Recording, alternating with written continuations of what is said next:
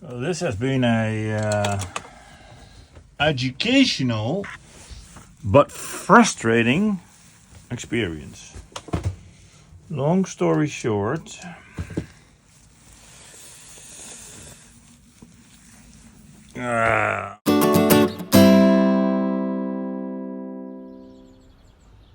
welcome back to yet another episode of Sailing Windrows, still from the south of France.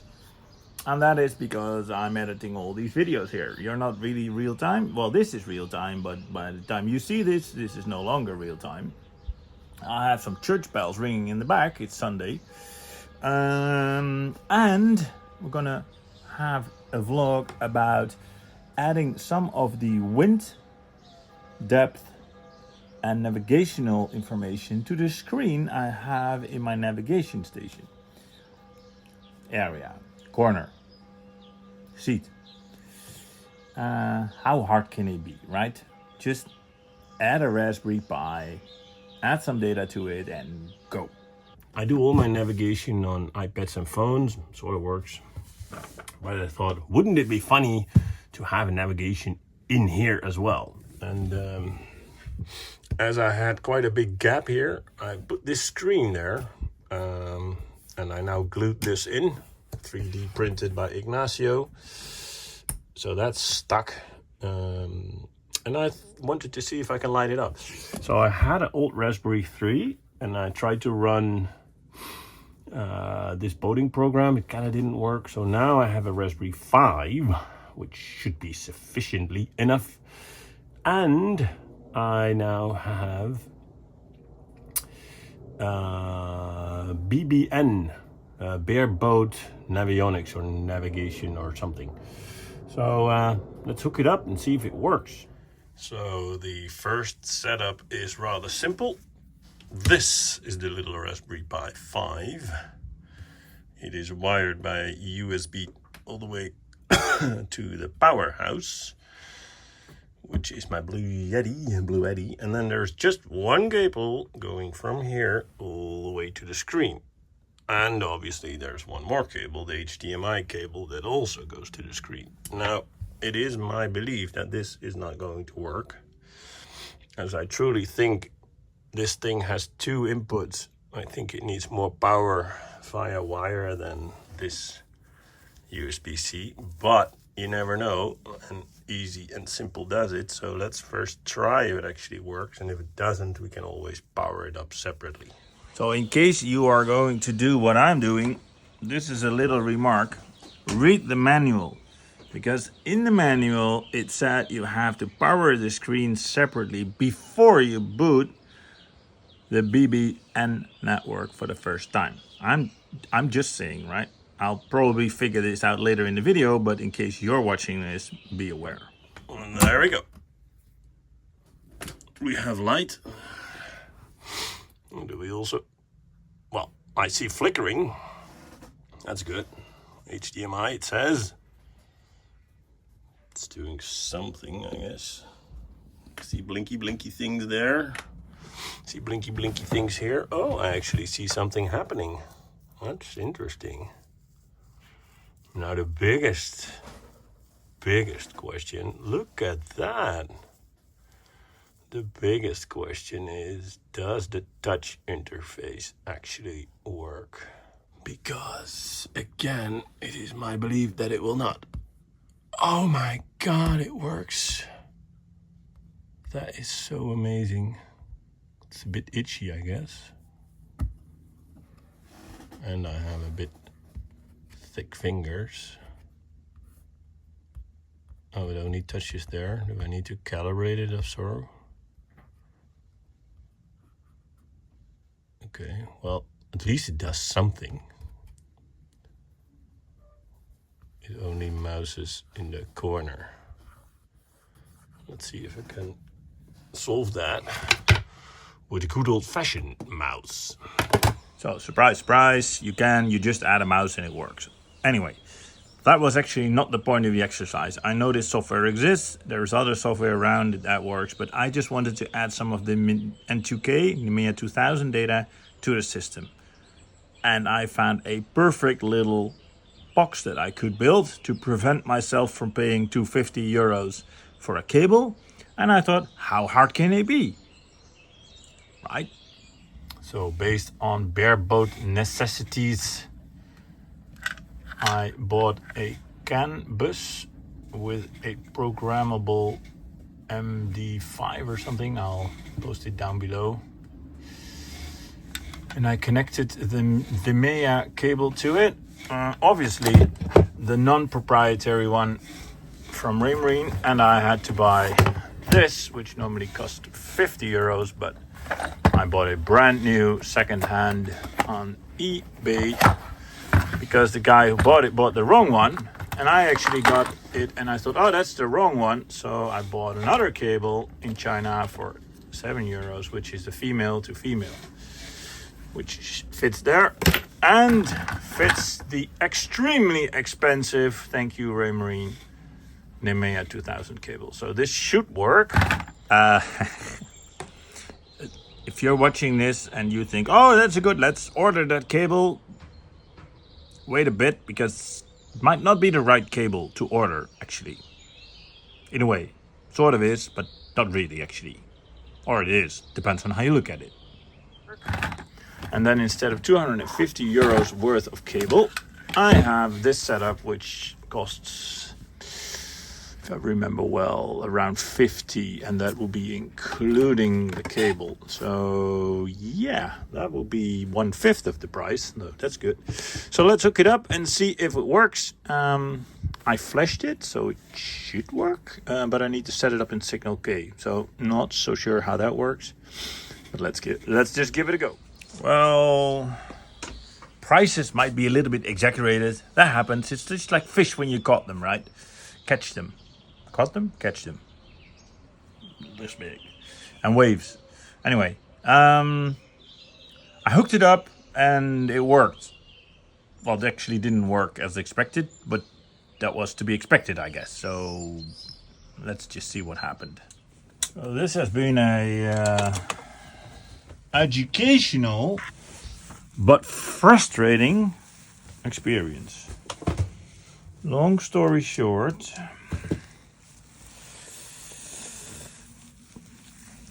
on AliExpress I bought a M12 connector. I basically used the wiring schema that was online and everything, but it was the wrong wiring schema, I now think. Because by connecting it to the C-Talk from Raymarine, you basically fry it. And I don't know still how exactly, but I'll show you the diagrams. But I think I fried the board, because now I have the right voltage, 3.5 upwards, 2.5 difference. But it's still not getting any signal. So, and it was 10 volts. So I need to check now if I fried the CAN bus. And if it still works, then there's still something wrong. But I do think, looking at the picture, that the wiring is now correct.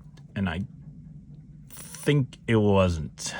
This is becoming a rather factual video with all my hiccups. The interesting thing is I looked up that the CAN S3050, yes, I'm reading this from the screen because I wouldn't know elsewise, the CIS 3050G module from the M5 Atom for N2K can actually manage 40 plus minus voltage on the wrong port, so it kind of separates that. So the thing actually wasn't the problem, the wiring was the problem, in combination with a cheap block that I bought.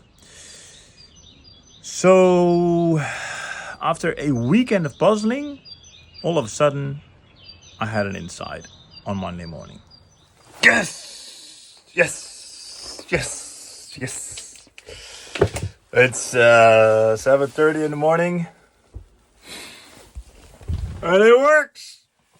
Yes! Oh my God, it works. Oh, whoa, whoa, whoa! AliExpress, just the wire color was wrong. Yes, it works. This is so amazing. Look at that. Yeah, it's just figures on the screen. I know, but this is like, I love this. It works. So there you see the blue blinky thingy. It works. Everything works. Yes. That makes me very happy, but you probably already noticed that. That was like a full weekend of troubleshooting, and in the end I thought it was the software, I thought it was everything. In the end it was the wiring. So yeah, this is super good news. I'm super stupid because I did something stupid, but as in I didn't, wow, how stupid is it? I thought the color of the wires was good, but it wasn't. So measure it and you know it, and then now it works. So I was super happy with that. And now I'm going to go to work because I have to do something. Now you might say, show me the final product. And I'm going to say, no, I'm not going to do that because my wiring is all mixed up. So if I show it to you, you're going to wire it like that and you're going to not get the result that you expect. So my lesson is follow the diagram from Bare Boat Necessities. That should work. And if it works brilliantly. But if it doesn't work, check the wiring because that could be wrong. Use a voltage meter and you're all good to go. So after I had this hiccup or this mix up, I actually had a bit of a idea. I thought, hey, I have the wrong cable, but what if it is the right cable? If I do it different. I think sometimes things happen for a reason. This is an example. This is the cable that I needed to order, and it's 50 euros in the Netherlands. So I looked at our local eBay and I found this cable, which is same but different, but as you can see, it's a different color. This is blue, this is white. Oh, but I did not look very carefully, so I ordered it for 25 euros, thinking that's a great deal. It saves me 25 euros, but obviously it doesn't fit because this is a backbone and this is a device connector. And this is a device connector from C-Talk to the regular NMEA setup with an M12. But I got this and then it got me thinking, like, I have now two devices. One is my magic little box here with a NMEA normal exit, and the other one is, and it's hard to see, but it's back there, this one, this little one, which is from the AIT 5000. So instead of buying new Raymarine C-Talk cables, I thought, what if I just buy a backbone for the normal NMEA and connect that with my new little blue cable that I accidentally bought. Well, here you have it. This is a backbone for NMEA, and I'm now going to test if this actually works with my little magic box, because I now have all the cables. I also have this super duper smart device, which is basically a HDMI 90-degree converter. Because if I plug in an HDMI cable on this end, I don't have the space to actually fit it. So now I think I have everything I need to connect the whole setup to make it work. So I'm super excited about that, and I'm gonna try to see if it actually works. So first step would be to see if the AIT works via the backbone. So let's give that a try. So here we have it, the blue cable going all the way there, going actually into the NMEA bus, which is loosely connected, or not connected at all, but actually fits quite nice, although that blue cable obviously is a nightmare, but well, yeah, I'm not gonna twist it. Fits in there, and now if I should switch on the AIS. I'm first going to check if this gets a location. No position, no position, no position, no position, no position. Position, there we go. So this has a position, and that means that this is actually connected via NMEA 183.0.183. But if I now connect the instrument panel, and I hope I don't hear a big bang or a flush or anything. Okay, it's on, it's blinking. Blink, blink, blink. It should give me, if everything is all right, position data on this screen. At least it still works. It also still has the depth and the number of knots, which basically means the depth sounder works and the wind indicator works, which is good. And it has position data. Yes! So the backbone works. That's amazing. So what I'll do now is connect it to the little Raspberry Pi, and that actually should give me all the AS data in the maps and the location data. Okay, we're sort of back where we were. I created a clean image on that one because I corrupted it by kind of, well, hard shutting it down. I lost all the CPN maps, so that wasn't good. But as you can see, it has no position now. So I'm going to connect it to the backbone. It actually is already connected to the backbone, but the backbone is not connected to that. So I'm going to do that and then see what happens.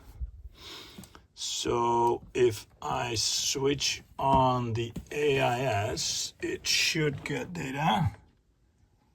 Let's see what it does.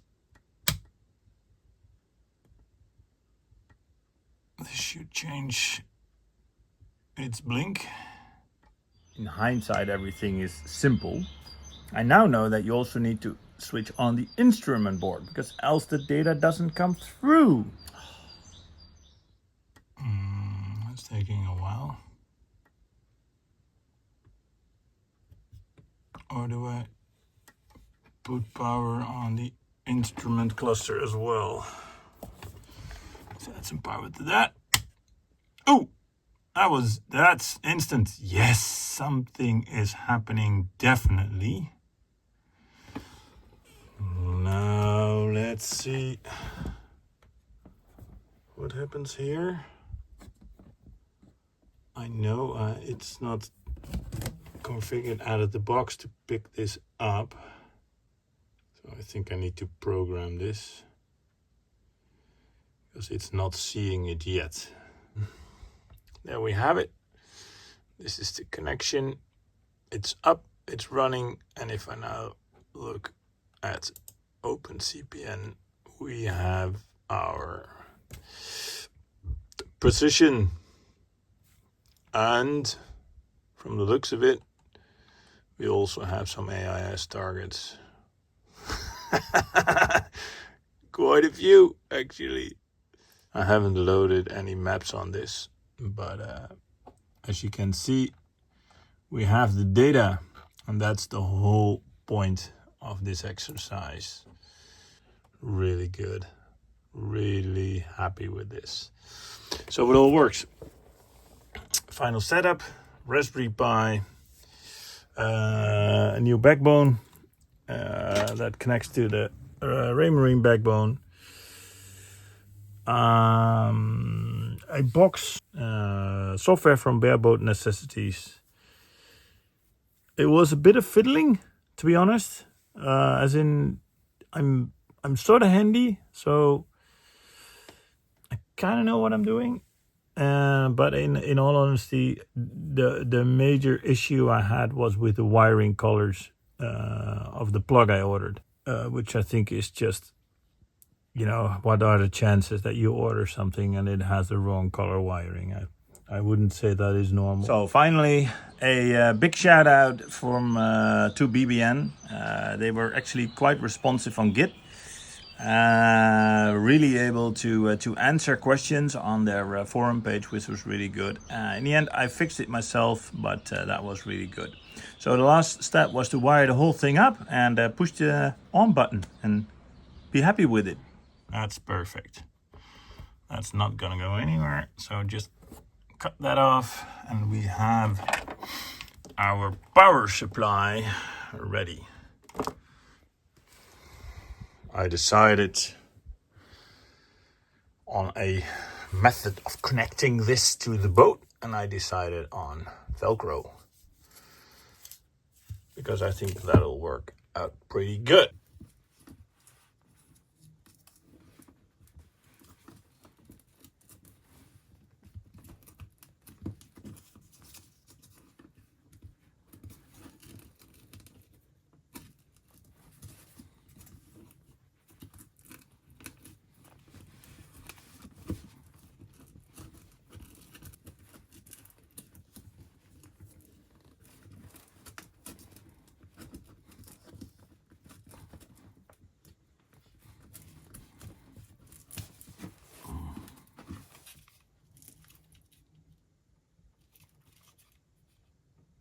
So I Velcroed it in place and I put 2 screws in because you know what it is with self-sticking Velcro. It probably stops sticking some way, someday, and it probably will be at the moment when you don't want it to stop self-sticking. So to prevent that, I'll make it stick with 2 screws. And I will probably redirect these 2 wires as well a little bit. Can't redirect this wire, but then one's left. That shouldn't be a big problem. So let's do that and then stick the thing in place. So we're there. This is rock solid. Everything is rock solid because I ripped it all up. This is the little box. I'm not sure if you can actually see it quite well. The funny part is it also still opens, as you can see. I can still close it. There you go. This is the setup. It's like a bunch of wires still. Everything is labeled except for these labels are things because obviously you can't get a label on top of that. So yeah, USB needs to be USB. So let's fire up and see if it works. There we go. This is so great. Guys, can you maybe be a bit silent at the moment for just a second or 2? Boat instruments. There we go. There we go. Location. There we got it. And if it has a location, it will start getting in all the data. Can't touch it now because the touch is deactivated, so I need to figure out how to do that. And there's one little thing. This one is now yellow and it needs to be blue because it's part of the instrument cluster, so that I need to change. I'm gonna look for a blue light, change that, and then connect the mouse, and then I can use it. Let's get the mouse. My wireless mouse was not working, so I Velcroed it. And now I have a Velcro mouse, which at least works, which is already half the fun. As you can see, I can zoom in and I can zoom out. So I'm sort of done. I have my food corner done. I have this done. I can finally go sailing if I can find a day off. I'm still not so sure about this. It sort of works. It actually sort of works. It's kind of funny. One thing I need to do is download the maps because there are no maps in the computer yet. So that I need to do, and I need to connect the Starlink. Starlink? To be honest, I haven't found anything else that is even remotely close to what this thing can do. So I ordered it for safety, for convenience, and I hope it just works. Okay, it's connected. I really don't know if this is gonna work, but just gonna plug it in. Let's see what happens. Well, I think it's on. So let's look online.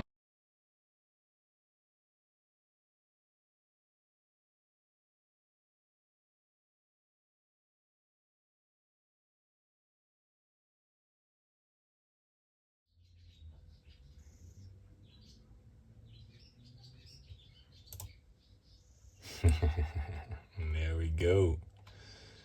We have charts. Yes. Yes. That is so good.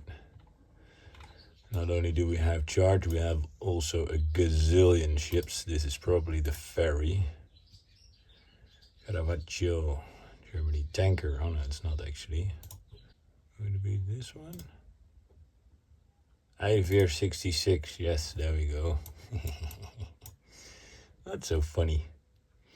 This IIS is amazing. It's actually very good. And now I have my charts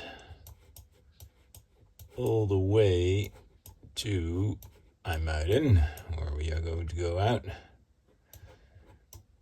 where we can see all the details. Nice, nice, nice, nice.